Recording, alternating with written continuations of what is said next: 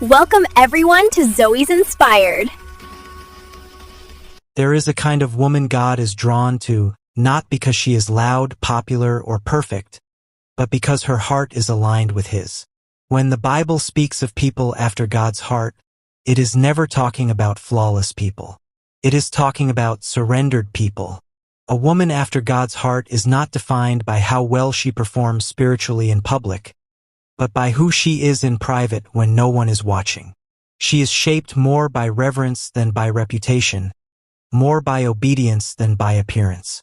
And in a world that constantly pressures women to become everything except what God desires, this kind of woman stands quietly different.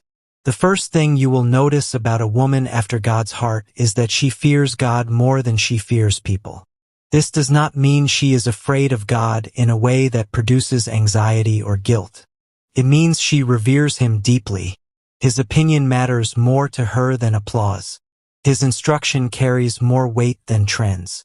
She does not bend her convictions just to be liked, accepted, or chosen. When faced with decisions that could please people but displease God, she chooses God, even when it costs her friendships, opportunities, or comfort. She understands that approval from God sustains, while approval from people expires quickly.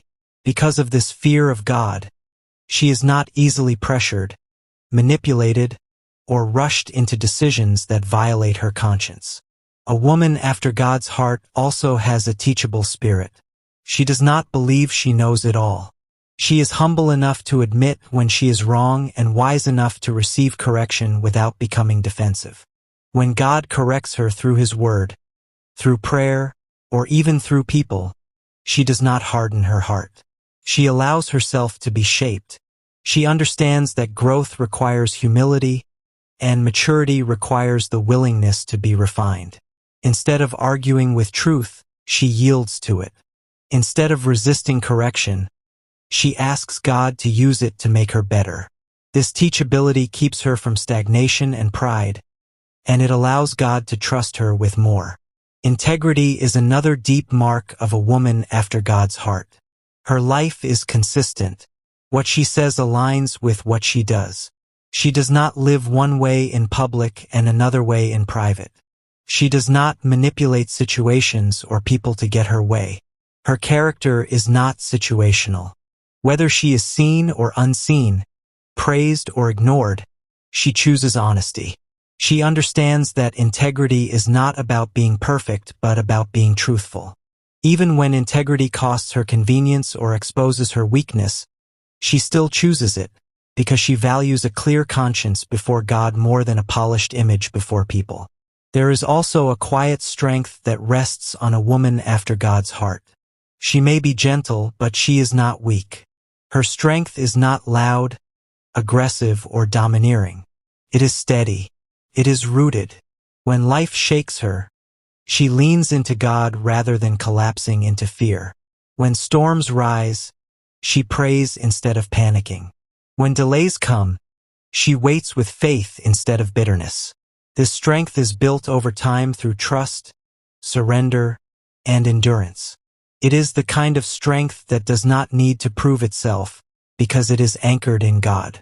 Compassion flows naturally from her heart.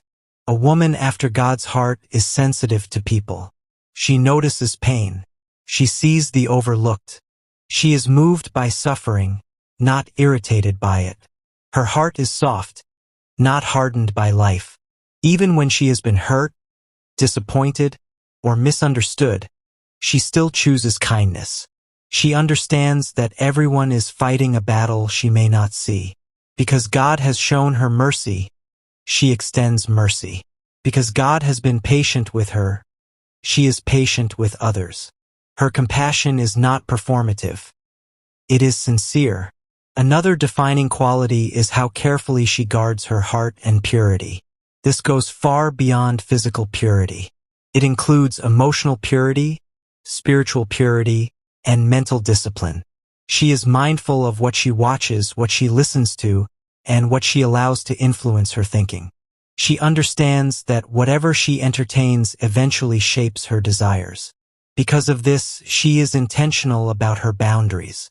She does not expose her heart to environments, conversations, or relationships that pull her away from God. She knows that purity is not about restriction but about protection. Prayer is not an occasional activity for her. It is a lifestyle. A woman after God's heart prays and she listens. She does not only talk to God when she needs something. She communes with Him. She seeks His direction before making decisions. She waits for His peace before moving forward. She understands that prayer is not just about changing situations but about aligning her heart with God's will. Because she listens, she becomes sensitive to God's voice. She learns to discern His leading, even in quiet moments. Above all, a woman after God's heart seeks God's will above her own. This is where true surrender is revealed. She has desires, dreams, and plans, but she is willing to lay them down if God asks her to. She trusts that God's will is better than her preferences, even when it delays her timeline or challenges her expectations. She understands that obedience may not always feel good in the moment, but it always leads to peace in the end. Her life becomes a living prayer that says, "Not my will, but yours." This is the woman God works through. This is the woman heaven partners with. Not because she is perfect, but because she is yielded. Not because she never struggles, but because she keeps choosing God in the struggle. A woman after God's heart is not formed overnight. She is shaped through seasons, through obedience, repentance, waiting, and trust. And when God finds a heart like this, He does not ignore it. He nurtures it, protects it, and uses it for His glory. If this message spoke to you, let it be more than inspiration. Let it be transformation. Ask God to shape your heart, not just your circumstances, because when your heart aligns with God, everything else eventually falls into place. Thanks for watching. If this video blessed you, like, share, and subscribe. See you all next time.